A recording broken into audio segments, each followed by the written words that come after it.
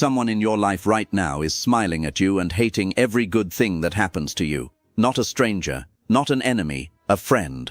And the worst part? You've already felt it. That weird silence after good news. That congrats that felt completely empty. That conversation where you walked away feeling smaller than when you started. You felt it. You just didn't want to be right.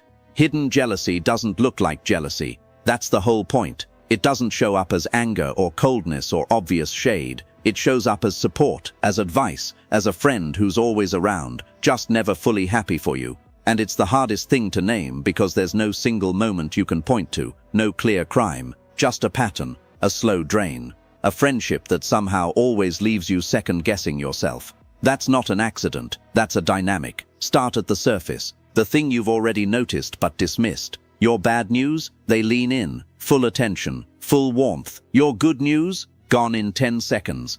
A quick, oh nice, and then they're already talking about something else, usually themselves. You told yourself they were distracted, going through something, just not great at celebrating people. But it keeps happening. Only when things go well for you. Only when the attention is supposed to land on you. Pain gets their presence. Success gets their absence. That's not personality. That's a pattern. Now go a layer deeper. Right after you win something, they give you advice. You didn't ask for it. They just offer it. Quietly, politely. That's amazing. Just make sure you don't, I'm really proud of you. But have you thought about, it sounds like care. It's packaged like care. But watch what it actually does. You walked into that conversation feeling good. You left with a seed of doubt in your head. Something to worry about. Something to second guess. They took your moment and quietly punched a hole in it. Not loudly, not aggressively, just enough that the air goes out.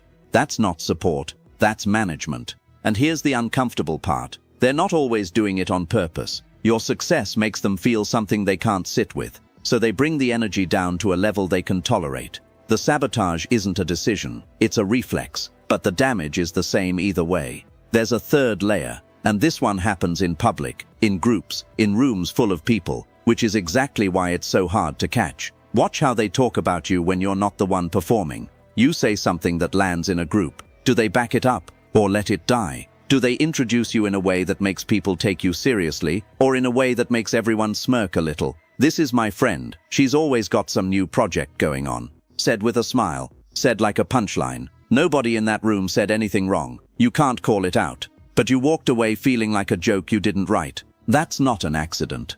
That's positioning. They're not trying to destroy you. They're just quietly managing your ceiling, making sure you're in the room, just not the most interesting thing in it.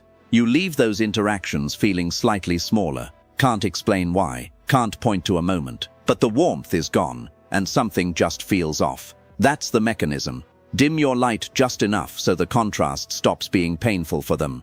Now let's make this personal. Think about the last time something genuinely good happened to you. Who did you tell first? And how did that conversation actually go? Not how you hoped it would go, how it actually went. Were they distracted? Did the "I'm so happy for you" feel hollow?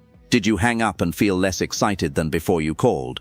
You noticed that. And then you told yourself you were being too sensitive. You weren't. Here's where it gets really dark. The jealous friend doesn't just kill your moment.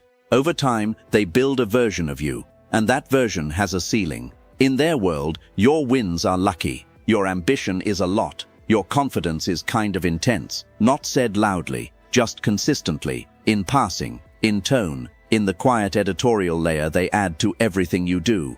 And if you've been in this friendship long enough, you've started to believe some of it. You've started wondering if you really are too much, too eager, too loud about your life. You weren't. Not until someone made you feel that way. And then comes the loop. This is the part that's hard to hear. Because here's what happens after enough time around someone whose comfort depends on you staying small. You start shrinking before they even ask. You start downplaying your wins before you share them, adding disclaimers. It's not a big deal, but you soften your own news preemptively, so they don't have to. You trained yourself to protect their feelings from your own success. Let that sit for a second. You learned to want less, to keep a friendship comfortable.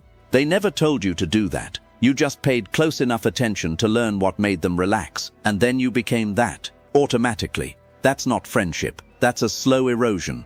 Now here's the part most people get wrong about this. The jealous friend isn't always struggling. Sometimes they're doing fine. Sometimes they're doing better than you by every measure. Envy doesn't run on who has more. It runs on what your success means to them personally. You get the thing they've secretly been chasing. You build the life they told themselves they'd have. You become the version of something they feel like they were supposed to be first. It's not your success that breaks them. It's what your success says about them in their own head. You didn't do anything wrong, but you became a mirror they don't want to look into, and understanding that doesn't protect you from it. So here's the trap, the real one.